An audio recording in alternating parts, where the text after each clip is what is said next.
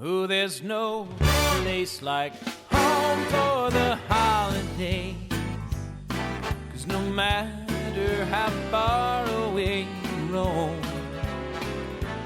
if you long for the sunshine and the friendly gaze, for the holidays you can't be home, sweet home. I met a man who lived in Tennessee. He was looking Okay. Pennsylvania. What? Now Pennsylvania folks Thank God you're here. I was afraid I was gonna have to hide in the bushes until you got home. Jesus, Mom, what are you doing here? Oh, close the door. They're probably out there looking for me. Who? Don't think that they won't come after me either. Oh, they'll be plenty mad when they figure it out. Who's looking? Is everything all right, Mom? How did you even get here? Oh, well, by the skin of my teeth is how. You know, 2 taxis, 3 different buses. You have to keep switching. You have to make sure that you're not being followed. I mean, close the door, Fred. I mean, do you want me to get caught? I don't understand. What is going on? Caught by who? Them. By them. Oh, you have to be really wily. You think they'll just sit idly by while one of their inmates has escaped? Oh, believe me, they'll be out in full force scouring the streets. All right, I don't know what you're talking about. 2 taxis, 3 different buses. Look, you shouldn't be riding a bus at all by yourself, especially not at this time of night, or taking taxis. I mean, with your hip, just getting in and out of them. What do you mean you said escaped? Escaped. Busted out. Made a break for it. Liberated myself from that gulag you and your brother put me in. Shady Meadows isn't a gulag, Mom. It's an assisted living facility, and a very nice one. Are you saying that you left without telling anyone? Tell anyone. It was all I could do to avoid detection. There were some close calls, but so far I've managed to stay one step ahead. Christ!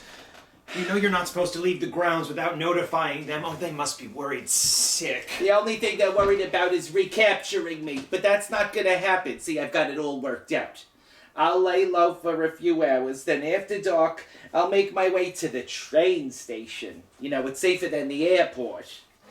Then they'll be expecting me to head south, to Mexico. I'll head north to Canada. Are you nuts? You can't go to Canada. Well, not to live, obviously, just to throw the authorities off my trail. I'll hide out there until the heat is off. Then I'll cross back into the States and work my way to the Rockies. I'll lay low in your brother's ski cabin until I can figure out my next move. I don't know what's gotten into you, but you can't go traipsing off all over North America. No, you can't leave Shady Meadows without telling them. They were very explicit about that when we moved you in. Remember? No leaving the building unaccompanied. It's for your own safety. You could be in a lot of trouble for this. They could evict you, or we could lose our entire deposit. Oh, you seem stressed. Did I come at a bad time? Were you and Samantha in the middle of something? Samantha's not here, Mom. And no, you didn't. I just don't understand what's going on. Why in the world would you want to leave Shady Meadows? To taste freedom. To throw off the shackles of oppression and feel the wind in my hair. What oppression? Shady Meadows is perfectly nice. There are beautiful grounds. There's a kind staff. There are all sorts of activities. Are you kidding me? The place is a prison. Eat when they tell you, sleep when they tell you, play games when they tell you. It's a penal colony. Penal colonies don't have canasta, Mom. They thought they could tame me, break my spirit, but they underestimated me. That was their big mistake. No one's trying to break your spirit. A few rules, that's all. No cooking in the rooms. No loud music after 10. No leaving the building without checking out at the... Wait a minute. How did you get past the front desk? Isn't there supposed to be an attendant there at all times? Oh, you mean Bert, the jailkeeper? Yeah, he was there all right, but believe me, it took plenty of planning to figure out a way around him. I don't understand. You snuck past the attendant? Well, I hardly had to sneak. He was distracted by all the smoke. What smoke? From the fire. What fire? The one in the television lounge. Oh, it's a classic diversionary technique. What, you never read Art of War? You started a big fire? Of course not. Do you think I'm a maniac? Of course I didn't start a big fire. I started a little fire. Jesus Christ! Was anyone hurt? No, don't be ridiculous. It was a controlled burn.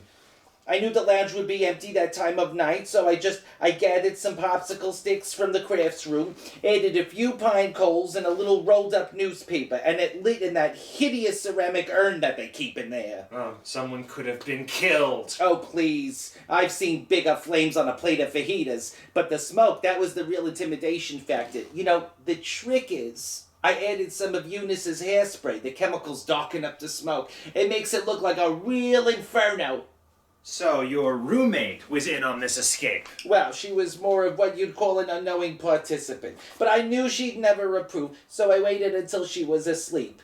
Then I helped myself to her toiletries and stole into the night. But you always said that she was such a light sleeper. She is, generally. But tonight there might have been a little extra sedative in her orange juice. You drugged Mrs. McCluskey. No, I didn't drug her. Am I crazy? I don't go around drugging my friends. I drugged her a little bit. Mom, do you have any idea how dangerous all of this is? Oh, trust me, she is absolutely fine. She's getting the best night's sleep she's had in years. I gave her the good stuff. Took it right from Dr. Almada's private stash. You stole drugs from the medical office. Well, they practically leave the cabinet wide open. It only took a few minutes to pick the lock with a toothbrush and a bobby pin. This is insanity! You can't go around wreaking havoc like this.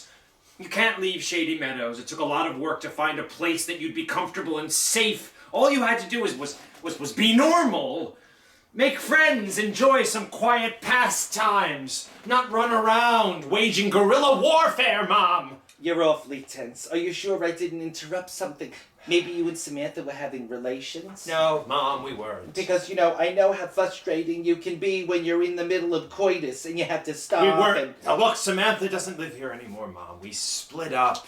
Remember. Of course I remember. I just thought that she might be, coming over for a little occasional playtime. Women have needs, Can we just get back to the pack that you actually burned down? Especially that one. I mean, she may have been a little quiet, but underneath I could tell she was a hotsy-totsy. Oh, it's a shame. It's a shame you couldn't hold on to her. Yes, yeah, I know. Yeah. Was it the money? Is that why she left? Because I always said if you just asserted yourself at work a little more, that boss of yours would stop passing you by. No, Mom, it wasn't money. All right. Well, maybe the way you dress. You've always been a little drab-looking, dear. The ladies like a man with some panache. That's not why she left, Mom. I don't know why she left. She just said, I need something else, and she moved out, all right? I don't know why. Well, did you ask her what the something else was? She didn't take any follow-up questions, Ma. I got home, her things were packed, she was halfway out the door. That was it. I need something else. So... it's a pity is all. You've always had such a difficult time with women. Now, your brother, he has to fight him off with a stick. I knew one every week, it seemed. I mean, real lookers, too. Of course, women go for adventurous men like Hank. Skiing and rock climbing and skydiving, roaming from town to town, wherever the wind takes him. That's some life he leads. Yes, he's quite a fellow. Yes, well, maybe he can give you a few pointers, about women. I could ask him when I see him. Fine. I don't think I'll need any advice from Tarzan. You can't go trekking into the Rockies right now to find him either, Mom. Well, of course I can. You think I don't know how to use a compass? Mom, you have a bad hip. You have arthritis and neuropathy. You take 5 different medications before breakfast. You need care. And despite what you've been telling yourself, Shady Meadows is not Shawshank Prison. It's a pleasant, clean, well-run facility, Mom, assuming it's still standing. Well, if you think it's so wonderful, then why don't you live there? If I could, I would. At least I would be a very well-behaved resident.